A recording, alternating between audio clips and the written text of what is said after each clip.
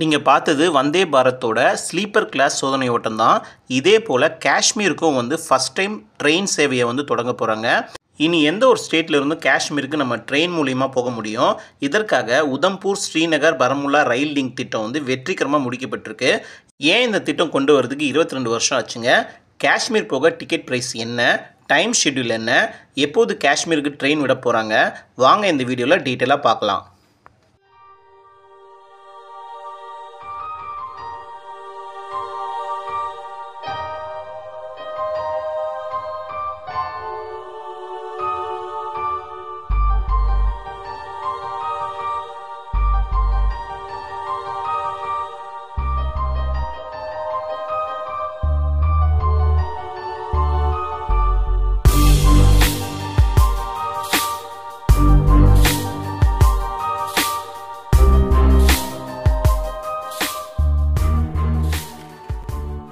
சென்னையிலேருந்து காஷ்மீருக்கு போகிறதுக்கு வாரத்துக்கு 3 ட்ரெயின் சர்வீஸ் இருக்குங்க.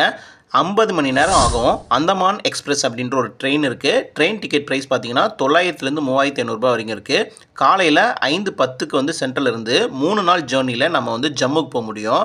ஜம்முலேருந்து காஷ்மீருக்கு நம்ம ட்ரெயின் மூலியமாக போக முடியாதுங்க. அங்கேருந்து ஒரு கேபோ இல்லை ஒரு பஸ்ஸோ பிடிச்சி தான் நம்ம காஷ்மீருக்கு போக முடியும்.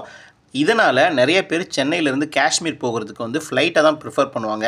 ஆனால் flight up and down cost பார்த்திங்கன்னா 18,000லேருந்து 25,000 வரைக்கும் இருக்குது.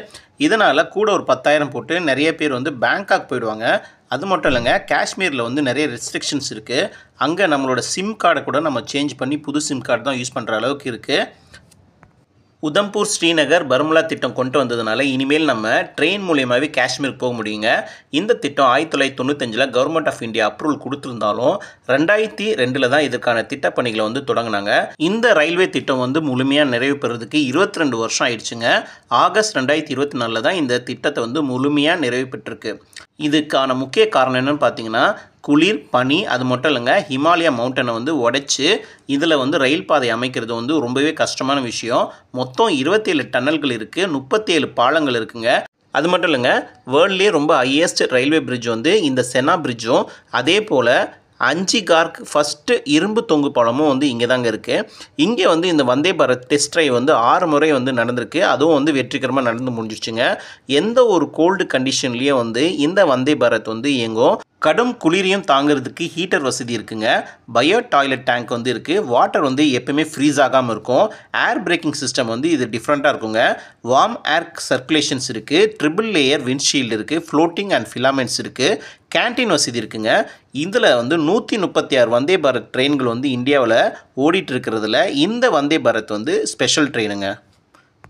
இந்த ஸ்பெஷல் வந்தே பாரத் ட்ரெயினை யார் டிசைன் பண்ணி கொடுத்தாங்கன்னா சென்னை ICF தாங்க. இனிமேல் ஜம்முலேருந்து நம்ம காஷ்மீருக்கு ட்ரெயின் மூலியமாகவே போகலாம். காலையில் 8:10க்கு ஸ்ரீ மாதா வைஷ்ணவ தேவி காட்ராலேருந்து ஸ்ரீநகருக்கு கிளம்புங்க. 8:10 கிளம்புற ட்ரெயின் 11:20க்கு காலை ஸ்ரீநகருக்கு போயிடும். அதே போல் ரிட்டன் பார்த்தீங்கன்னா 12:45 கிளம்புற ட்ரெயின் 3:55க்கு காட்ராக்கு வரும். இதில் ஒரு சிங்கிள் ட்ராக் தான் இருக்குது. ட்ரெயின் டிக்கெட் ப்ரைஸ் பார்த்தீங்கன்னா 1,500 1,600 வரைக்கும் ஏசி சேர் போகுது.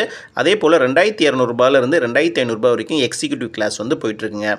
இதற்கான சோதனை ஓட்டம் எல்லாமே முடிஞ்சிருச்சுங்க. CSR அப்ரூவலும் கொடுத்துட்டாங்க. வரும் February 2025 முதல் இந்த ரயில் பாதை மக்கள் பயன்பாட்டுக்கு வந்துருங்க. அவ்வளோதான் இந்த வீடியோவில். தேங்க்ஸ் ஃபார் வாட்சிங். சப்ஸ்கிரைப் பண்ணாதவங்க கொஞ்சம் சப்ஸ்கிரைப் பண்ணிட்டு பாருங்கள்.